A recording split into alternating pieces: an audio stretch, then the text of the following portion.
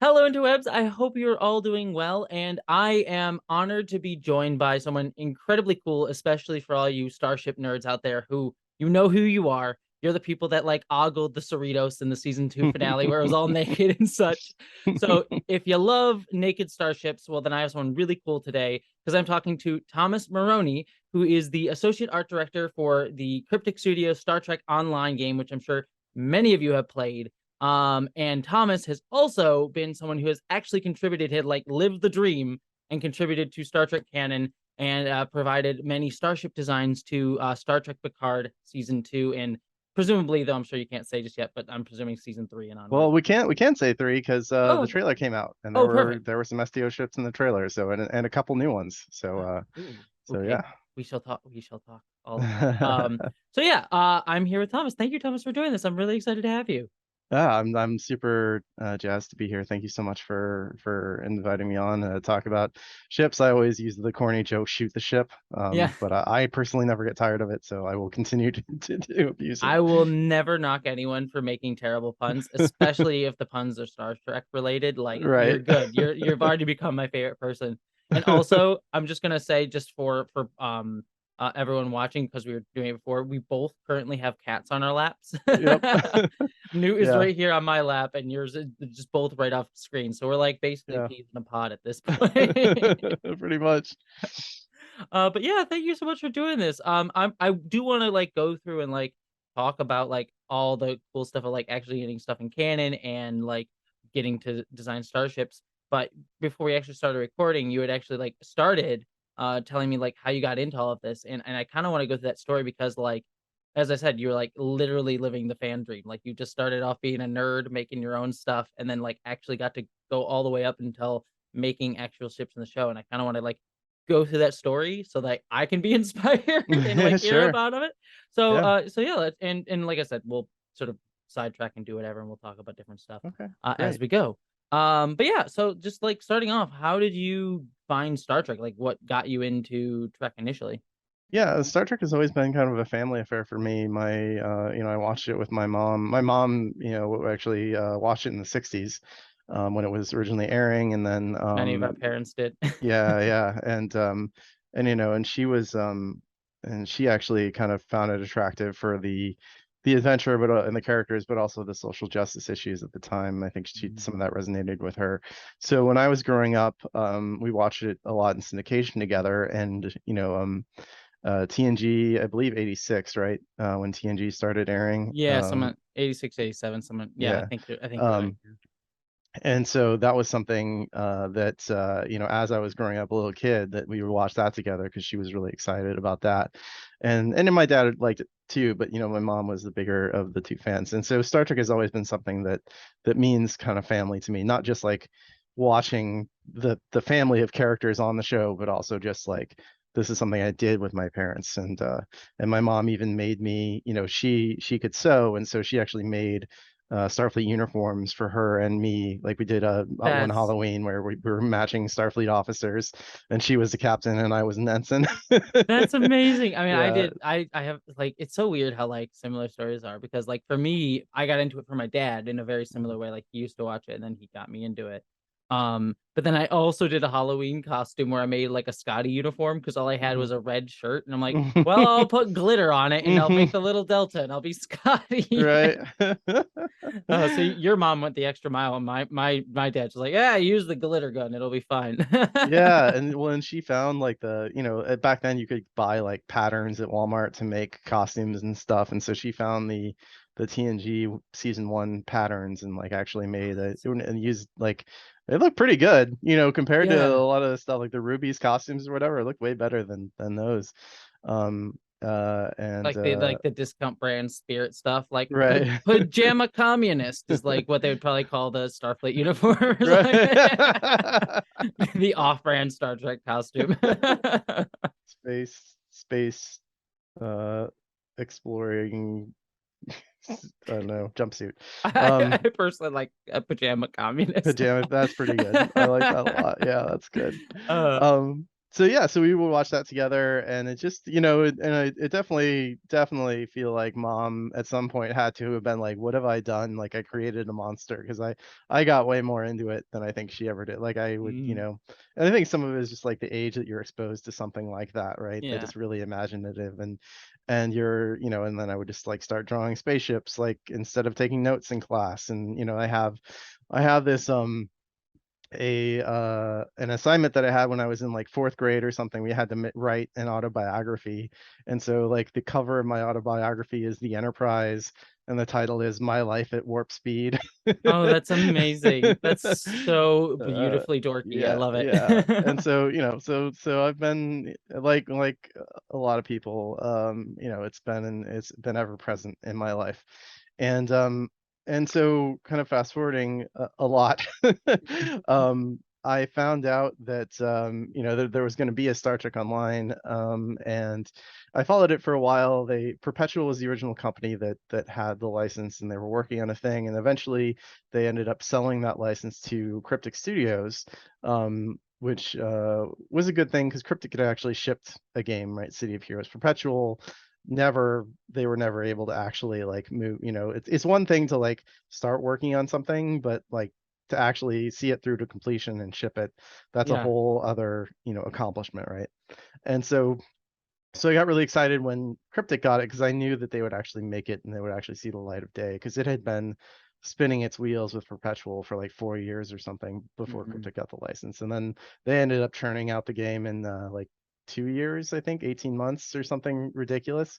They had the part of the contract that they had, and this is a little behind the scenes, but Give me the they deets. yeah, they told CBS like, well, Perpetual was gonna take 6 years to develop this. They're 4 years in. We will finish the game on their timetable, even though we're essentially starting from scratch. Like all they used to build Star Trek Online was a concept art. They didn't really couldn't really use many of the assets, or there wasn't really a game there that Perpetual had. So That's impressive actually. Like yeah, it's wild. I'm sure they had to be hell to do. Yeah, it Respect. was a very, and I was not on the team. Hmm. I didn't join the team till about a year after, a year, the first anniversary. So the Hmm. game was, let's call it 2 years, in pre-production, production, and then it launches, and then a year after that is when I joined Star Trek Online. So, but rewinding a little bit, um, but so Cryptic is working on Star Trek Online, and they're working on Champions Online, and Champions Online is going to launch first. And so they have this promotion where they say, oh, if you do a pre-order of Champions Online lifetime membership, because this was Yeah, back in the Gemini, day, yeah. this was in 2009, when MMO still had subscription fees, right? Monthly subscription fees. And I think I remember that because I there are paid two, the there may be WoW like one. two big ones that still do, because WoW just still does, and I think Final Fantasy 15 still does, doesn't No, it? I don't. That I have no Or idea. 14? I, Anyway, knowing my obsessive nature, I have stayed away from Final Fantasy. I played Final Fantasy VII Remake, and that's the yeah. only one because otherwise, that's a whole nother like Star Oh Trek man, we level could we could universe. do a whole hour on that game, because that game That game was great. I love that game. And that game actually is I think I would be interested to talk to you about that game as a Star Trek fan, because Hmm. there are themes in that game about we're just going to go into Final Fantasy VII remake Please, spoilers like here. that's fine Yeah, with yeah. me. All right. So, did you play the original? No, so I played like the first uh like part of the original, but that was like when I say part, I mean like the first hour at a friend's house, but I Okay. never actually played it. I know vaguely the story and how like spoilers for the remake game, folks, or minor spoilers that it like tries to reset itself or like contextualize itself as a remake with Hmm. the shadow creatures that are in that game or Right. whatever. Yeah. Yeah, and that's what I wanted to talk about actually, Yeah. right? Because like, so FF7 was the very first RPG that I ever played like to completion, right? Yeah. So it was a very important game to me. And then the remake was phenomenal, and I was super happy with it, even as a diehard FF7 fan, because I thought they did an incredible job of doing what you're talking about, where it's like they actually weave the idea of the expectations of a reboot or remake into the narrative, because like every time something happens in the remake that's different than what happened in the original, they have these like creatures, you know, these agents I'm of in. fate show up, right? That kind of like push things to try to mirror what actually happened in the original.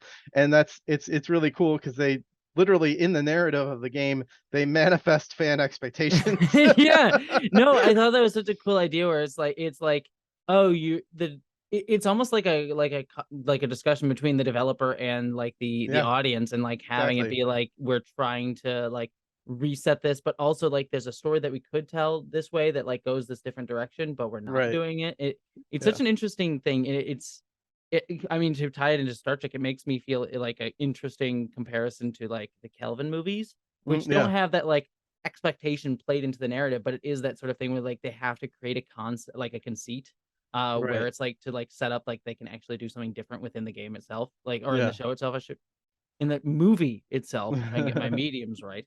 Yeah, no, it's an interesting like thing to talk about reboots and fan expectations. Yeah. That's probably one of the I was really I was just so impressed that they just tackled that head on, right? That they were like, this is the elephant in the room and we're just gonna like just make that a core part of the plot, right? I just thought that was super cool, especially in today's kind of reboot, you know, IP franchise obsessed environment of fandom. Hmm. That is a whole, you know, and I found that with a lot of things, the less I care about something, the more I like any new version of it. Like I don't really play Halo. I have a lot of friends who are super deep into Halo and the lore stuff, but I love the I am show. one of those. Yeah, Oh yeah, yeah. yeah.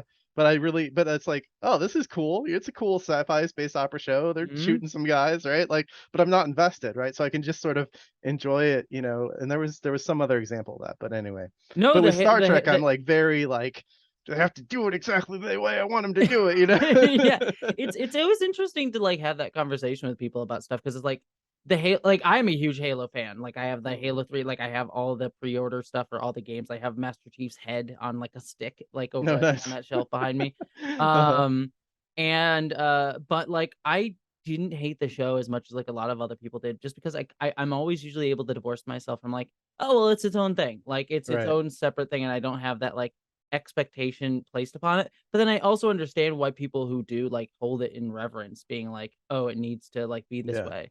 Yeah. And so it's like it's an interesting thing with Star Trek because it is that sort of like for me, I am someone who's a huge Trekkie, but also I'm like, "Yeah, let people to like do weird stuff with it. Like I'm here for that, but I Right. also understand beyond there's the toxic element of it. Right. But beyond that, like I understand people being like, no, it needs to all fit together exactly the way it was and be cohesive. Right. So. Yeah. And I think, you know, I think the problem is a lot of people just aren't good at communicating. Like that's the Mhm. problem with the world in general. But like Yeah. a lot of this toxic fandom, I mean, some of it, you know, or a lot of it, majority of it, whatever you want to call it, is certainly rooted in some very dark, evil stuff with, you know, racism Yeah. and sexism and all that. What's Well, the cursing policy on your show? oh, you can say whatever the fuck Okay, you want. all that terrible bullshit, right?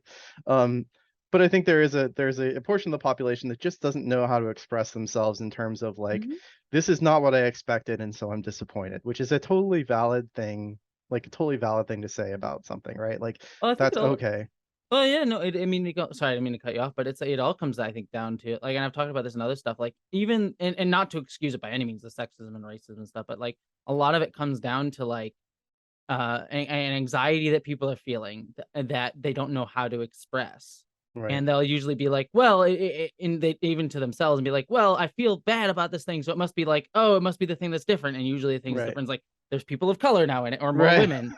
And so that's what Yeah, they sort of latch onto. But the real feeling that they're expressing is like this anxiety with like things changing and life changing that we all yeah, feel in all aspects of our life. And it right. just comes out of like pop culture, wanting pop culture to stay the static, like precious childhood thing. Yeah, I think it all comes out of that. Not to excuse again the sex and racism. yeah, yeah. I mean, and there is definitely a Venn diagram of people who think that like, why does race matter in casting, and why do we need people of color in these Mhm. shows? That doesn't matter. And then the Venn diagram is a circle of those people who then complain about like, well, you know, uh like why is this white character black now, right? Like, Yep. There can't be any like, black dwarves in this thing, you right, know. right. It's like, wait, but you said, but if race doesn't matter, then why does it matter? Exactly. Right. Uh, So, yeah. yeah. But I mean, getting back into Right. like the conversation. I mean, Mhm. just to sort of bring it in. Like that's sort of like what you were kind of like working with yourself as like a fan, like drawing these models, and I'm sure like coming back around, you have to like deal with that expectation with people, and like it doesn't look the same, but it is the same. It looks like cool, like how it looked before, because you're dealing with. Well, but we'll kind of hit these beats. Let's just go back, I guess, to like you getting the job at Cryptic. Like Yeah. so you got it by like you signed up for the subscription service, and then Right. I think you said like you started drawing and sent them stuff. Yeah, yeah. So I started playing the beta, and while I was playing the beta, I was like, oh, this is cool, but like it would be really cool if when you're like scanning things, like in Star Trek, you're, Starfleet, you're scientists, right? You're not just blowing up stuff. And Hmm. so there are some mission elements where you're scanning things and using a computer or whatever. It's like, oh, well, this it would be cool if this was like an interactive experience. So like it feels like you're doing something, doing some science. And so I cribbed this thing from Elite Force 2, which you may or may not have played. Oh, I played the crap out of. I had all the mods. I was like Yeah. playing Species 847 in the multiplayer all the Oh damn wow. time. Yeah, no, I was in that playing. Was it Mr. Satan, the like robot in the multiplayer? It's Yeah, great. It's yeah, fun times. that's I great. loved Elite Force.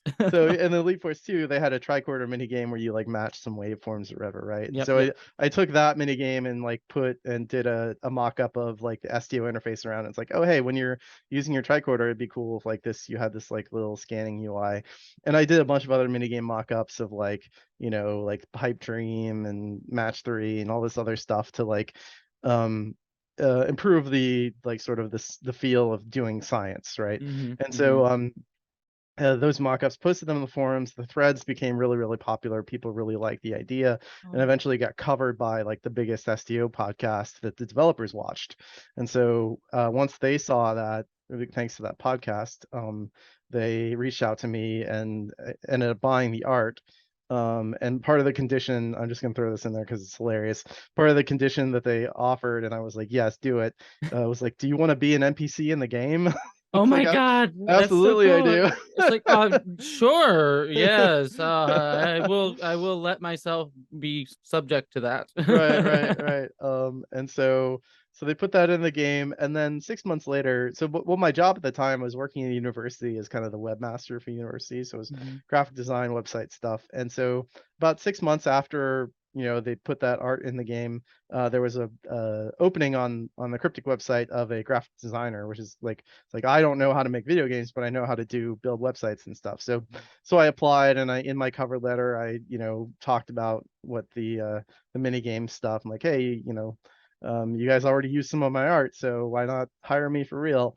And thankfully they recognized me, and I went down, did the interview process, and got hired. And I worked on the publishing side of things for 6 months, making like marketing websites for Atari, was the company that owned us at the time. Mhm. And then there was some change in ownership, and people got shuffled around, and so I got brought onto the STO team to work on UI, so buttons, icons, all that stuff. And I did that for like about 4 years. And then after that, I moved on to ships, which was really my first love. Like I told you, Yeah, I yeah. I was drawing starships ever since I was a little kid. That was something I was always like looking over the shoulder of the ship artists on the game, like giving them unsolicited opinions on what they were doing. Yeah, no, is that nostalgia there? I think you could raise it up a little bit. Oh, Right, I think like exactly. yeah. That kind of stuff. And then like drawing ships and just sort of like leaving it on their desk and be like, what do you think of that? Like so I made that transition. I was very Cryptic is very supportive of people. If you have a record of like, being um Happy. committed to what you're doing, like they'll help you if you want to change your career path, they'll like make that happen, right? And so Mhm. so I went from a 2D artist to a 3D artist, and then just sort of climbed the ranks from there, from ship artist to ship lead. I was ship lead for a while, and then earlier this year I was promoted to associate art director, and so now I'm kind of second in command of the whole art team on the game. Hell yeah, kicking ass. And I guess this will like connect to what we were talking about earlier, and because I wanted to make sure we got back to it, because like, what was it like being able to like design all these things, like from like the UI? which then you're following the footsteps of like famous Okudas. Hmm. And then also then like starships, where especially with STO, where it's like early 25th century initially, and then it's gone back and done like discovery stuff and different eras of things. And so you like kind of have to like slot into like creating your own cool stuff Right. while also like fitting expectations of it all looking the same as past stuff. Right. So it was like being able to do that, which I'm sure was cool, but then also like having to like deal with your own expectations and others' expectations. Yeah, I mean it's been a journey for sure, and so the Akuda thing is funny you mentioned because he is absolutely like one of my Mhm. like S tier role models or whatever. Yeah, I I would love expect. Mike and Denise so much, and I always so there was a moment when I actually redesigned STO's UI when we added Romulans into the game. Mm. That's a whole other thing, but like They always I ruin things, those yeah. Romulans. It was essentially like I had to redesign it to make it more extensible because it's like, well, we're not just gonna stop at Romulans, right? So we're gonna have to do this again and again. And so I had to redesign it to make it easier to update and add more graphic styles down the road. And so that meant making it more like Elcar's, like more like flat, Mhm. bright colors and stuff. And I tweeted about it. I'm like channeling my inner Mike Okuda or whatever, and he replied like, I have faith in you. And so I like Aw. I save that, and that's sort of something I look at every now and then if I need a little like Mhm. inspiration, like I'm gonna be okay. I just look at Mike Okuda's old tweet, and then I so the follow up to that, I printed that out and put it on my office wall, and then the executive producer on Stowe at the time printed out the picture of Tom Hanks from Saving Private Ryan and said, "Earn this" underneath it. That's amazing. I love that. It was It's funny, great. I might have, even though I've actually talked to him more now, like, I actually have a similar story with, like, a Mike McMahon tweet, that he Mhm. sent me, like, way, way back, and I'm like, I still have it printed out and saved as, like, inspiration. Yeah, no, Uh, it's something that like I think that you keep in mind as you develop your own portfolio and your own body of work, that like you got to keep an eye out for those people who need to hear that from you too, right? mhm. Like even depending on like as you succeed, you can create that spark in other people too. All Well, right. that's what Star Trek's all about, like, it's about, like, in constantly building a community of people before you and after you and recognizing, like, those who came before or those who come Right. after and, like, are part of, like, the human project of Yeah. things, so that's what it's all about, as I Yeah. do the hokey. Yeah. Yeah, yeah. But yeah, going to what you talked about ships. I mean, that's a whole. I mean, ships are they're important to me because ships are the Enterprise is a character, right? The Enterprise is my favorite character of Star Trek. Mhm, I I'm I get conflicting information on this, and I'm not sure. And there's a traditional part of me that still wants to refer to the Enterprise as she, and I kind of do that mhm. because it's She's a because handsome she is a lady. character. Yeah, Yeah, she's a yeah. handsome lady. Yeah. But it's important to me to get those ships right because there is just as much as part of the fantasy of Star Trek Online as building your own crew is cool and you can make your own aliens and stuff. But like if Star Trek Online is your own like kind of Star Trek adventure that you're kind of making up for yourself, right? Like the ship is an integral part of that. And so Yeah. coming up with or recreating canon ships is very important because everybody has their favorite. Even we get people asking for the goddamn like Jaeger class like Kit Bash from DS9, right? There are people who love Yeah. it for whatever reason, and I can't like it's not my choice, but like Hey, you do and maybe it'll you. come to STO someday. But like I'm not here to kink shame or ship ship shame. shame, ship shame. But so everybody has their favorite, and so we want to make sure that we're doing service to all of that, whether it's TOS or motion picture or TNG or Kelvin or like One of there's so many different my favorite's styles the and. NX-01. It's Mhm. just saying, the Yeah, NX-01 class. I built the NX-01 and I built the Hell Doug yeah. Drexler NX-01 refit for Stowe, and so those are in pretty good shape in Stowe these days. But and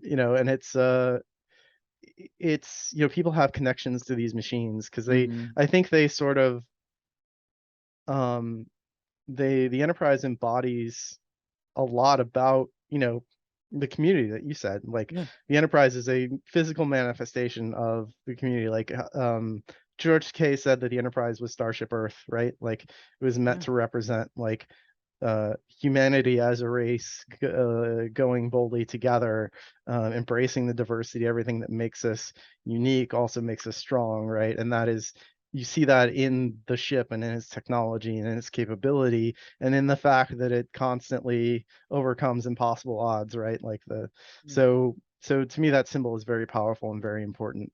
And so I'm very honored to be able to bring those ships to life in Star Trek Online. And you know, and finding that hi Lauren, finding that a balance when we're designing our own, which is something that we really get to do a lot in Star Trek Online, because the main timeline of the game is the 25th century, right? So it's actually 10 Hmm. years after Picard. We used to say before Picard that it was 30 or 40 years after Voyager, but Yep. now we can just say 10 years after Picard, right?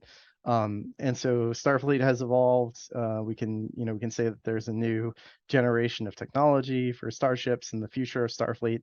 And what does that look like? And we've been able to develop our own visual language over the years, and you know, and to be a part of that has been certainly an honor and responsibility that I take very, very seriously, and have been able to work with really, really talented artists to flesh that out. And you know, it's a language, and trying Hmm. to, you know, it's something I've learned, trying to teach more people how to build Star Trek starships when we hire new artists or work with new concept artists who aren't Star Trek fans, is there's so much that there's a grammar to it, right? There's Yeah, like yeah.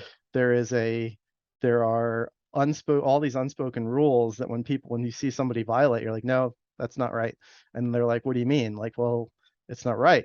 And it's you sort of realize it's intrinsically it's built into you, because you know, I grew up reading the TNG Tech Manual, the DS9 Tech Manual, and the Mhm. encyclopedias and all of these things. And so it's just sort of it really is being immersed into this visual language that all these super talented people spent decades literally, you know, evolving. And growing Um, and hip hashing together, and like because yeah. it was like for them too, it was like they were a team on I mean the TOS design team had their stuff, and then they like the TNG DS9 Voyager folks like did it for 30 years Yeah. designing that language, so of course they like constantly built off of it. Yeah. From, I mean, I guess it was from, if it was 86 to 2005, right? That's Yeah, it almost, was yeah. across 3 decades at the very Yeah. least. Yeah. Yeah. So, and you know, and the other thing, so the one of the things that one of the tools that I use when looking at a new design, is sort of like when you look at the concept or the art, like, can you hear the Star Trek theme music in your head, right? Oh, It's that's like, okay. That's a cool way yeah, to do it. it's like, can you hear the music, right? Because like, and that's something that I realized when the first time I saw the Kelvin Enterprise, um, I was like, and they revealed that in a weird way, because it was like a still from the movie and you didn't see the whole ship. And Mhm. um, but I wasn't sure what to think about it. But then I realized, like, oh, I'm not hearing the music. Like I can't, Mhm. you know, like when you see the Enterprise, there's always this like score that's or it's almost like the dialogue of the ship is Yeah. the score that you hear, right? Like yeah. Exactly, right? That's so important. And so that's something that, you know, as we iterate on our designs we're going through, is it right yet? Is it right yet? It's like, well, can I hear that Star Trek theme when I look at it, you know? And that's been it's very, it's certainly ephemeral, but it also is very like I know that like it clicks in once I it has the personality um to trigger that reaction. Yeah. No, that's such a cool way to think about it. And as someone who does like the Kelvin ship, but I get what you mean too, where it's like it doesn't entirely fit the language, and then also it's just huge too. It's like a bazillion. It's like it could Yeah. eat the original Enterprise for Right. breakfast. Well, and it actually has grown on me, because I actually ended up building our model of it for STO, but Nice. Yeah. it but I guess what I when I realized that, what is, it was just sort of like, well, this isn't my first experience seeing it, isn't seeing it with the music to kind of The dun dun dun it's dun dun dun dun dun. right, Yeah. bringing in there. And then but now, you know, enterprising young men like that, I can't not see the ship and not hear it, like can't, No, I yeah. see Kirk looking out the window at it in the Right. Starbase from Yeah. And 2009. and I Yeah. can hear that. So now it has its own voice, right? Mhm. It just and that's a really important part of, um, I think, building that character into the ships is that the music and visuals really work together. Mm-hmm. Um, so And I also think the A is like the one that we got to see at the tail end of Beyond. I think is really really cool looking and yeah, sexy and yeah, I how wish, it's I hope putting we that get to together. see more of it. Me Um, too. One yeah. day it's the movie that just will never happen. Right, yeah, it's pretty wild. uh, And it's funny because, people, I think, made the assumption that, like, this is the way Star Trek is going forever, mhm. and then CBS brought Star Trek back in a very different kind of direction, with Discovery and all these other shows. And it's interesting too. I mean, to even talk about Discovery in like a ship language way, Mhm. because Discovery itself was like based on the old designs that they did for what was it, the Planet of the Gods or whatever. The Planet of the Titans, Planet yeah. of the Titans, what it was. Yeah. Yeah, and so it's like it's in that language, but it's always like it has this like weird retro 80s like Art Deco kind of vibe to it, Mhm. which like feels anachronistic within the Star Trek universe when you like have it next to the Enterprise, and yet like also for me like weirdly works too. And Yeah. I'm curious, and that's just me being a layman, and I'm curious what like your thoughts are on Disco and like its connection to that. Yeah, I mean, one of the things I think that I like Discovery, and one of the things I really like about it is, and one of the things I think they really understood when they were making Discovery, when John Eaves was working on it, and John Eaves, of course, is like a master craftsman, Mhm. who's got 3 enterprises under his belt, and Discovery, um, and innumerable other starships. Is that, Discovery has a very distinct silhouette. You can see Discovery from very, very far away and squint and That's blur another your thing. vision, and you still know exactly what you're looking at, right? That's very the most important thing for making a hero ship that's going to Mhm. carry a series like that. It has to have its own kind of silhouette. I mean, like, starships are, or should be considered, essentially like logos, right? Like, you take away all the color and detail from, the McDonald's arches or the Nike swoosh or whatever, and you still know exactly what you're looking at, right? The silhouette of Bart Simpson, right? It's Mhm. all very perfectly ingrained, and all you need is that outline. And Mhm. and Star Trek ships are no different. Why the Discovery's on my wrist, Yeah. right next to. It's hard to see the Cerritos, but the Right. Cerritos is right next to it. So yeah. Nice, nice. But yeah, I mean, but you can tell exactly what it is, right? Because it Mhm. has that very distinct triangle, has a negative space in the saucer, it has this super long nacelles, so it holds up, it holds on its own, um, especially among a pantheon of other Star Trek ships. Like, how do like, making new ground in that, amongst that collection of very distinct designs, has got to Mhm. be a tremendous challenge. And I think the Discovery is a good exercise in how to do that, right? Mhm. And I think the um I think the bronze, like, coloration on it is cool. Yeah, I always It love it that part of it.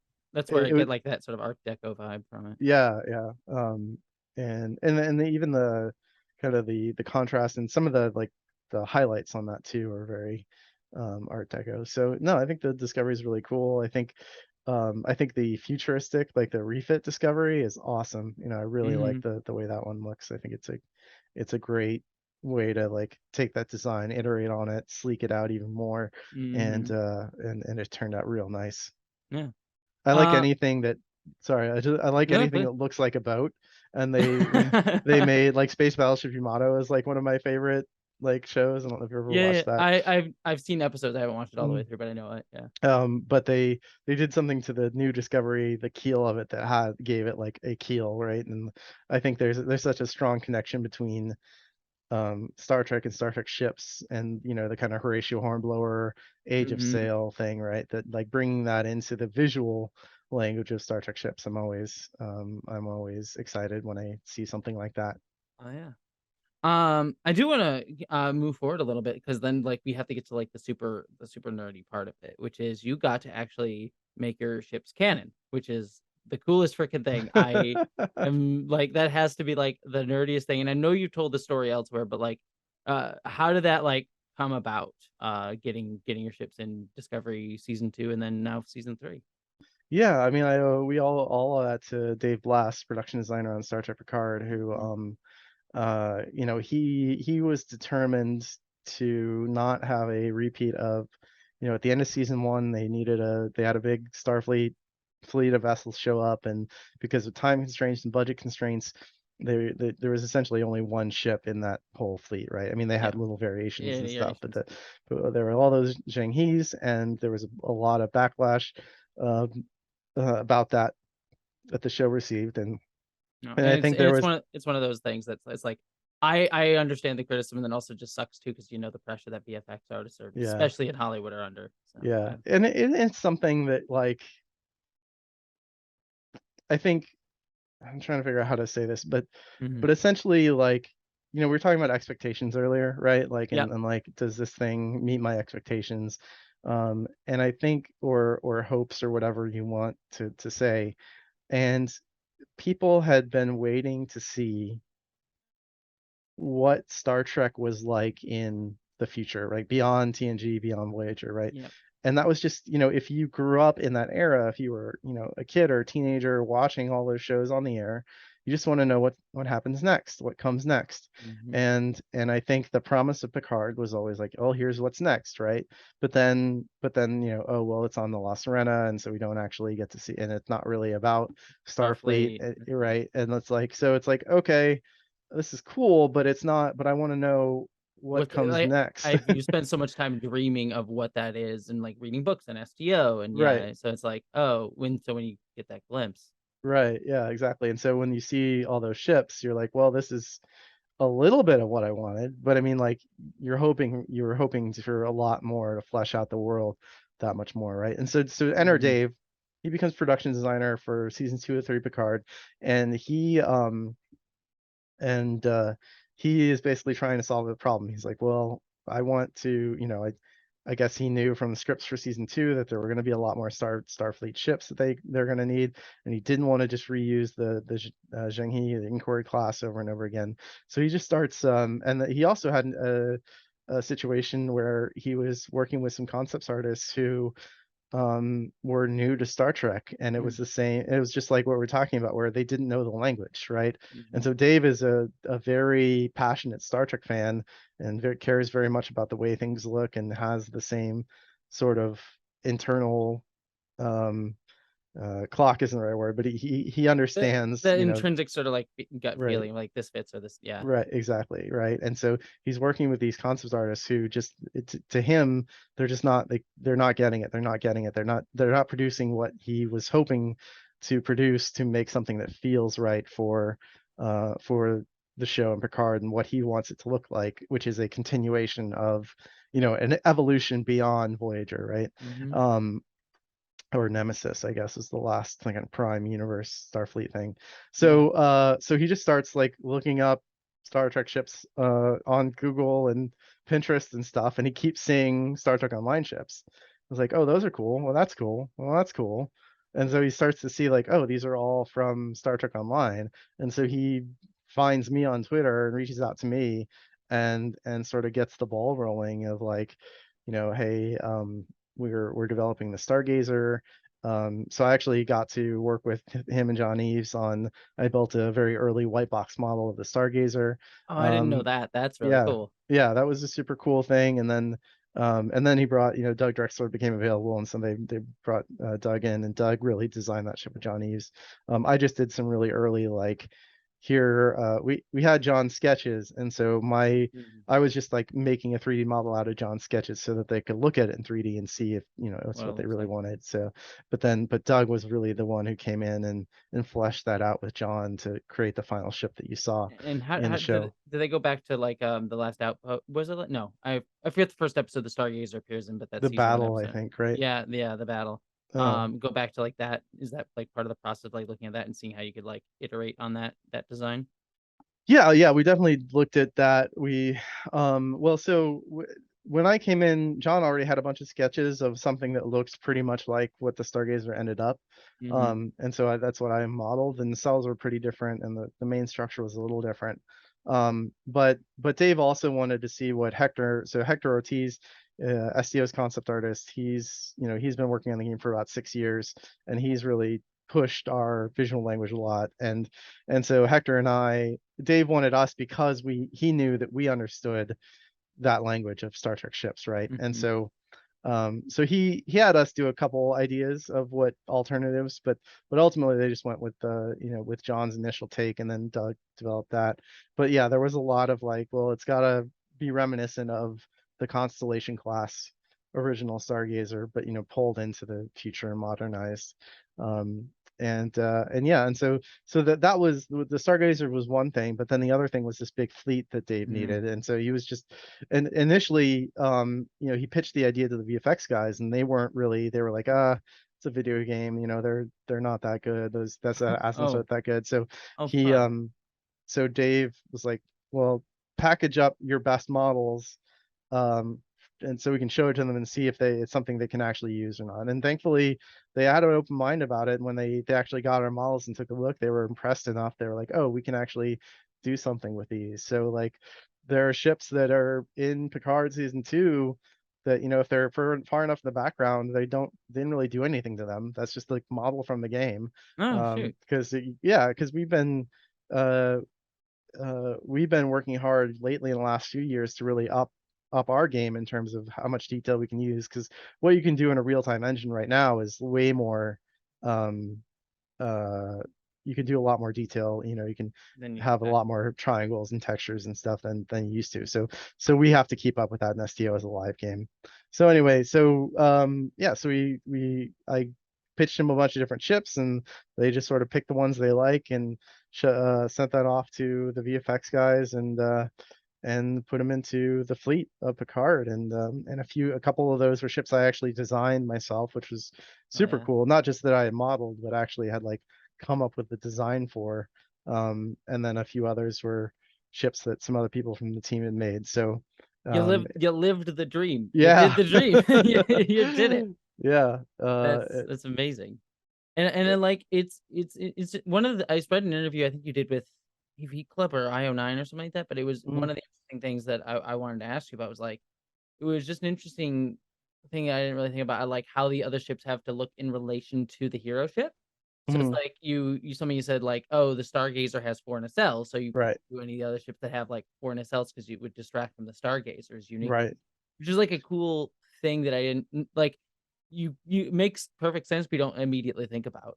Yeah, that was something I actually kind of got in trouble, because one of the sample models that I gave them that was a really good model, had 4 nacelles. It was sort of, Mm, this is sort of the detail level that our ships have, right, as an example. And then that sort of made it into the lineup. mm. And Dave was like, no, well, why, how did they get this? This is, we don't want anything with 4 nacelles, because we don't want people to get confused with the Stargazer. It's like, man, I'm I sorry, just like, try. I'm trying. I it was just, don't yeah. know. But and it's something that's interesting too, that we sort of find when we're doing new designs, is like, what what makes something, if we're doing like a new constellation class or a new galaxy class variant or something, like, where what are the intrinsic qualities of that, and like, how far can you go away from it, or how far do you have to stay um faithful to it, right? And so we have certain chips where it's like, well, we have 6 different variants of the Galaxy class. So any new one we make, we can just kind of go crazy, because it's like, if you want something that looks faithful to the original, you have that option already, right? Yeah. And now we can just get crazier and crazier. But one of my favorite things to do is just to take like a existing design, and then like, oh, well, what would that look like with the motion picture era filter Mhm. on it, right? And I think fans like that a lot too, because they like having that pastiche of, oh, here's the Excelsior, but like from Discovery. Like, if the Excelsior showed up in Discovery, what would it look like, right? So No, we've that's a done cool that, and idea. it turned out really cool. But like, but I've been around the ship community a lot to know that a lot of people, that's the kind of thing they make and fantasize about, is, well, Mm. here's a motion picture era Akira, for example, right? And just seeing those, A plus B equals awesome.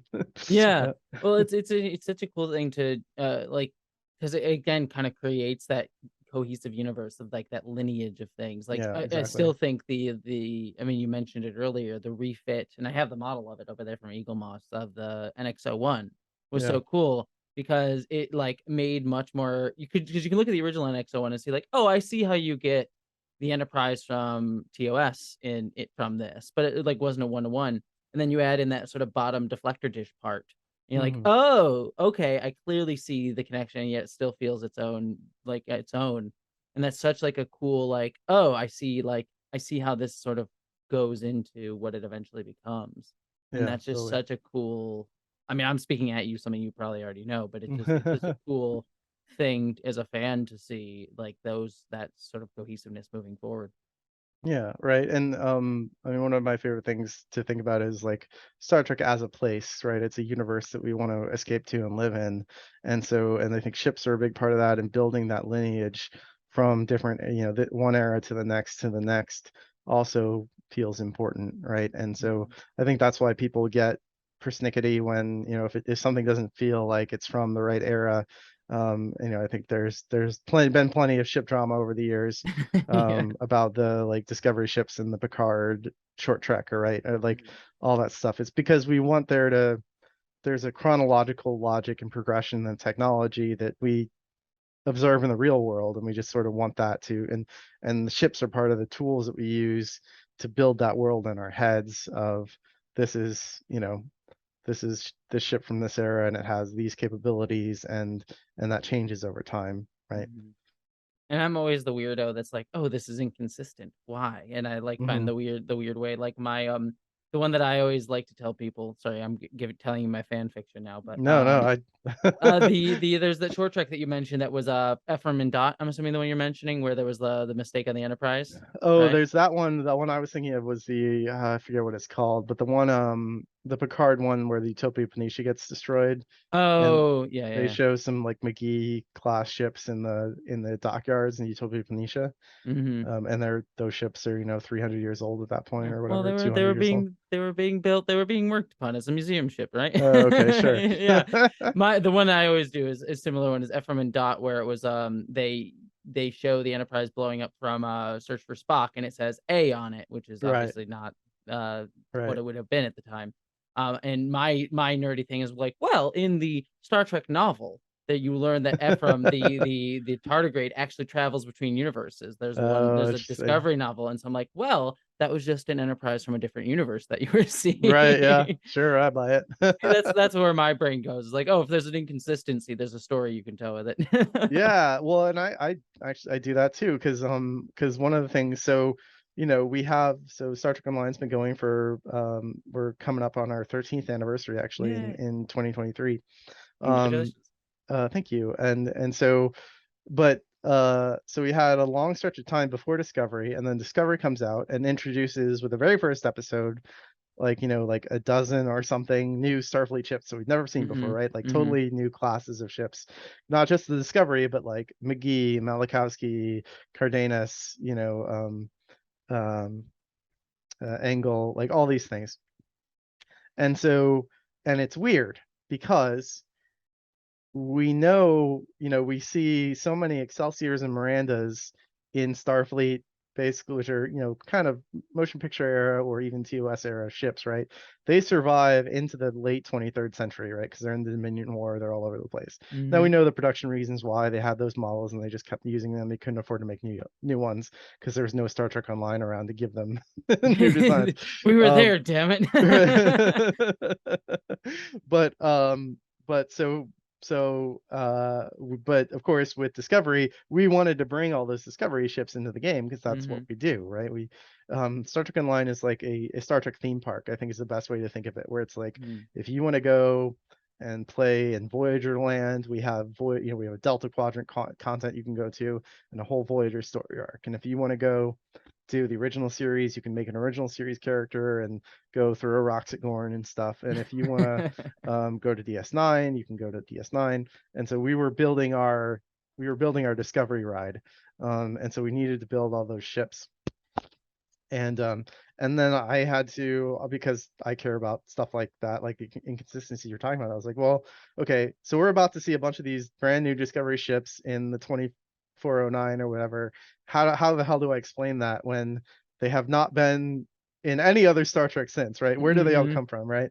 And so I end up pulling out of my ass this whole story about a Federation shipyard, that got had to be abandoned because of this, like, what is it, the radiation, uh The oh God, the baryon radiation. oh yeah, I yeah. basically say, okay, there's this giant shipyard that had all these Discovery era ships in it, and they were under refit because of the Klingon War, and they were being repaired or rebuilt or whatever. But then the star let out baryon radiation, and everybody had to leave because it would kill all the organics, but the technology would be fine, right? And so essentially, I say that like, oh, luckily in in 2410 when Star Trek Online is taking place, the baryon levels in that star system are back to normal now, and you can go back and, oh, look at all these old starships we found. That's cool. So we're Yeah, just just gonna grab 'em. clean them up and get them back out there and develop new starships based on them. And that's how I explain the Discovery Starship count.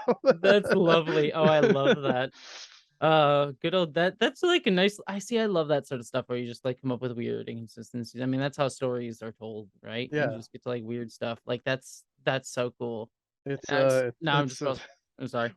no, it's world building judo, right? Like Yeah, yeah. I mean, that's just how people that I mean, when you get to franchise this big, like that's what you do. right, And now I'm just thinking with Barry on radiation, I'm just thinking of Picard dieharding on the ship and right. killing Tim Russ. Yep. Oh, great. Well, I don't want to keep you for too much longer, so we're butting up near the amount of time I planned. But was there anything else that you specifically wanted to talk about that I like didn't touch upon? Is there like some aspect of your job that you're like, no one ever asked me about this? That's like really cool. Um, that's a good question. I mean, one of the things that I've been able to do, and I've been lucky that our outsourcing leadership is cool with this, but I've just been able to go to fan artists that I really respect and just like hire them to make ships for Star Trek Online. Yeah. Again, Because they passing the dream on. Yeah. yeah, well, and they speak the language, and and they do ships that they that are really cool, and it's like, well, why wouldn't I go to those people to make something official, right? So I've gotten to Yeah. work with Tobias Richter, who's done a lot of amazing renders and videos and things. He's done a lot of our ships. Eric Henry has designed some of our ships. He's got a really cool YouTube channel where he does like original Star Trek and Star Wars ships. And so it's one of the things I really like about the position I'm in now is to be able to enable other talented people to contribute in that way. And I just I'm grateful to have that opportunity. I mean, that's always like you were saying before, like that's just part of the cycle of it. It's like you bring in new generations. Like it's something that to use the person's name that is what hated in certain aspects, I love, I don't have any issues with them. Anyways, bad joke. To use Kurtzman, I actually think he had a great line. I think that he was on the Ready Room where he said, like, when you're making Star Trek, you're just like holding on to it for a little while and then you pass it off to the next person. Yeah, And actually, I really love that idea of it being like this generational thing that you just sort of constantly iterate upon and contribute to and inspire. Yeah, it inspired you, so you get to add to it, and that inspires others. Then you bring others into the fold. yeah, And totally. again, it's a good metaphor for like life. Like I think, and just again, what Star Trek's always about, like the human project. We all contribute it to together, and we have our time, and then we move on, and other people come after us, and we all just contribute to it, and hopefully make the world a bit better. So, yeah, Yeah. to connect it to the greater ethos of Star Trek, I think you're doing everything that Star Trek stands for, which I think is awesome. Being creative, being nerdy, being weird, and letting others do the same. So thank you for that, and Awesome. thank you for doing it. It's awesome. I mean, it's a privilege. That's all I can really say. As somebody who grew up loving Star Trek, to say that this is my job and that these are the things that I've done um, is certainly just kind of boggles my mind. And if I can get on a soapbox a little bit, I mean, Please. if people are out there and they sort of like, oh, like, why can't I do that or whatever? I mean, like, um, an important part of it, it really, the keys to success are to be lucky and work hard. And like, Mhm. you can be lucky, but if you don't have a body of work ready to show that you're ready for that opportunity, it'll pass you by, right? Yeah. And there's another, I heard this other way of phrasing it recently that I really liked, was the harder you work, the luckier you get, right? Yeah, yeah, yeah. No, it's and uh, true. and so I just encourage people to just start making things, and even if you're not making official Star Trek stuff, like make the Star Trek stuff you want to see. Embrace that creative side of your fandom, and the more you do it, the better you'll get at it. And then maybe someday I'll hire you to make a ship for Stowe. Yeah, hell yeah. I mean, it's all part of like it's something that I've also found for my own stuff too, of, like writing things. It's like I'm not writing official Star Trek stuff, but like I also find the work of writing things to be fulfilling in its own self, regardless of whether or Yeah. not it's for Star Trek or whatever. So yeah, no, it's great. So yeah, hell yeah. Well, thank you so much. I really appreciate your time. This was absolutely wonderful and amazing, and I was very honored to have you. And I'm very excited to see what you're gonna have in season 3. I know we saw some of it Mhm. in the background of stuff. But yeah, thank you. And listeners, please go check out and support not only Star Trek Online, but Thomas as well. You are on Twitter, right? Yeah, You want to say your Twitter handles on it? at Thomas the Cat. Yeah. Oh, perfect. So go follow Thomas. He is wonderful and amazing. And for the rest of you, I hope you all live long and prosper. Thanks everybody. Thanks, Jesse.